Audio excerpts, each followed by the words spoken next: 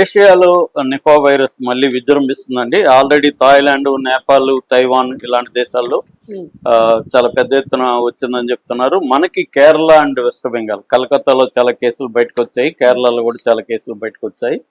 ఇప్పుడు దేశవ్యాప్తంగా కూడా అలర్ట్ అయ్యారు. WHO కూడా దీన్ని ప్రయారిటీ ప్యాథోజన్ జన్స్ అని ప్రకటించింది. అంటే ఎబోలా, మార్బర్గ్, లస్సే లాంటి వైరస్ల సరసన నిపా వైరస్ కూడా చేర్చింది అనమాట WHO.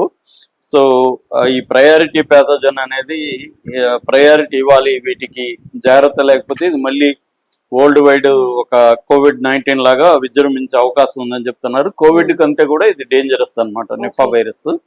సో అసలు నిపా వైరస్ అంటే ఏంది, దీని లక్షణాలు ఏంటి, సిమ్టమ్స్ ఎలా ఉంటుంది, ఇది ఎలా మనుషులకి వ్యాపిస్తుంది, స్ప్రెడ్ ఎలా ఉంటది, దానికి తర్వాత దీనికి వైరస్లు ఉన్నాయా, ట్రీట్మెంట్ ఉందా, దీని ప్రివెన్షన్ ఏంటి, ఈ విషయాల గురించి మనం మాట్లాడుకుందాం.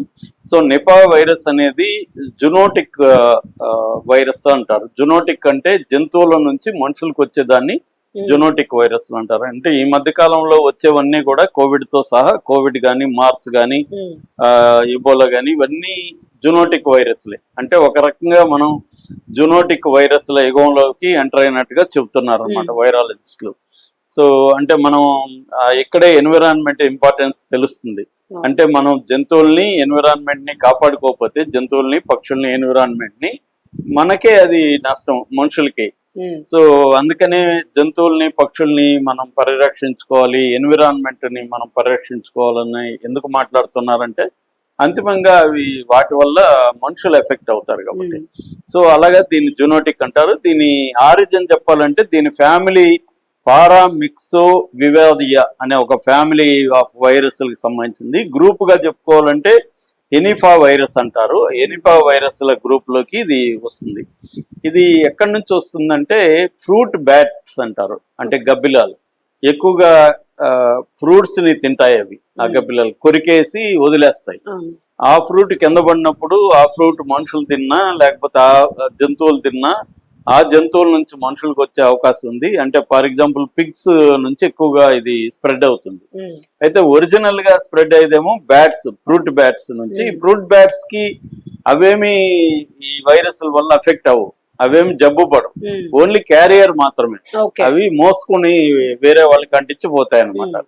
సో అలాగా మనుషులకు వస్తాయి. అది ప్రధానంగా వాటి ఎంగిలి పడినా కూడా మనుషుల మీద కానీ, జంతువుల మీద కానీ, ఆ ఎంగిలి పడినా కూడా ఈ వైరస్ వచ్చేస్తుంది. అట్లాగే యూరిన్ పడినా కూడా వస్తుంది.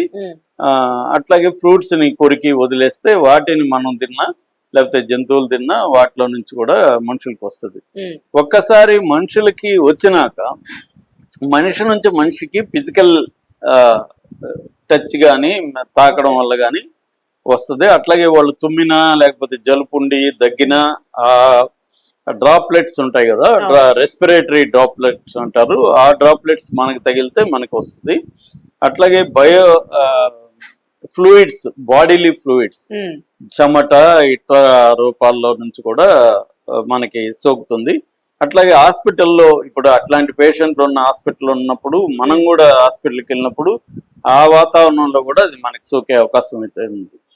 సో ఇది ఇలా స్ప్రెడ్ అవుతుంది అనమాట. అయితే ఇది కోవిడ్ లాగా కమ్యూనిటీ స్ప్రెడ్ అనేది తక్కువ, కానీ స్ప్రెడ్ అయితే మాత్రం ప్రమాదం చాలా డేంజర్ అనమాట. అంటే ఇది ఎంత డేంజర్ అంటే మార్టాలిటీ రేట్ అంటారు, చనిపోయే సంఖ్య. చనిపోయే రేట్ ఎట్లా ఉంటదంటే 40 నుంచి 75% ఉంటది సోకిన. అదే కోవిడ్ లో ఎంత ఉంటది, 1 to 2% కోవిడ్ లో. 1 to 2% డేంజర్ లోనే లక్షల మంది చనిపోయారు, కోట్ల మంది చనిపోయారు వరల్డ్ వైడ్. అట్లాంటిది ఇది గాని సోకితే 40 to 75% అంటే డెత్ ఎలా ఉంటుందో చూడండి. అందుకనే దీన్ని ఏమంటున్నారంటే స్ప్రెడ్ లెస్ కిల్ మోర్ అంటున్నారు.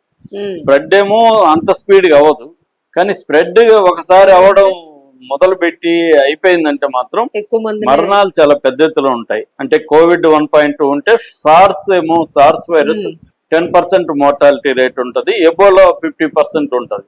ఇది ఎబోలా కంటే కూడా డేంజర్ అనమాట. నిపా వైరస్ అనేది 75% వరకు కూడా మోర్టాలిటీ రేట్. అంటే సోకిన 100 మందిలో 75 మంది చనిపోయే అవకాశాలు నిపా వైరస్ ఉంది అనమాట. అందుకనే దీనికి ఎక్కువ ఇంపార్టెన్స్ ఇవ్వమని WHO కూడా చెప్తుంది అనమాట.